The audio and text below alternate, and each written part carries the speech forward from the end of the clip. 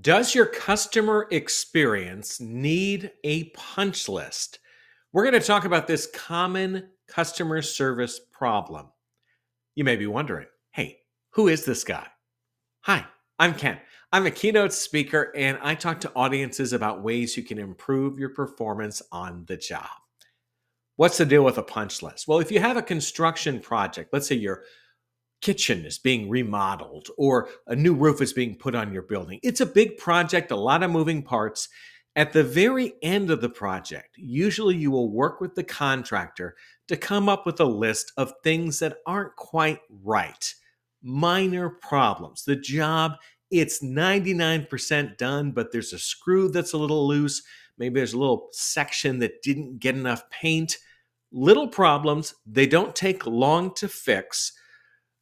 But the contractor, standing back looking at the project, they might not notice right away, but they are things that you will notice. And if they're not addressed properly, they'll really start to bug you.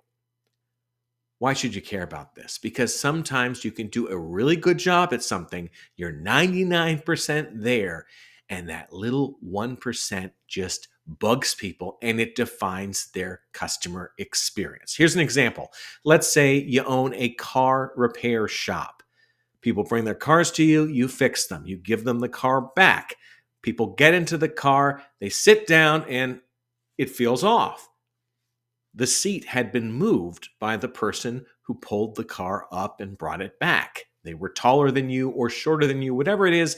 The seat doesn't feel right. You have to figure out, okay, how do I move this? Get it just right. Okay, I think that's it.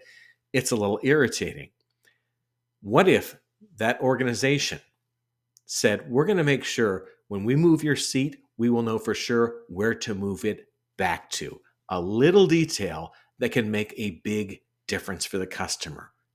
Remember, little things can have a big impact on people. How do you create your own punch list? A few different ways. First off, get with your team, brainstorm the customer experience, walk through it, and try to come up with any areas where there might be an opportunity for improvement. Another way, simply talk to some customers, randomly pick a few and say, how do we do? Anything we can do better? Anything we didn't quite get to 100%? It's at 99%, you're really happy with it, but if we gave you that extra 1%, you'd be that much happier. It's a good exercise to do because often there are problems that you just don't see or don't think of, but they mean a lot to the customer. If you can anticipate those problems and address them ahead of time or have a process where they come up and they're addressed quickly, you'll be that much better off.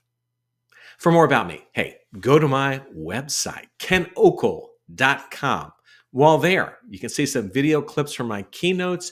You can read more of my articles, listen to my podcast, The 2-Minute Takeaway, and you can check out my new book, Get Better, Smart Business Advice from Unexpected Mentors, available now through Amazon. Thanks so much for watching.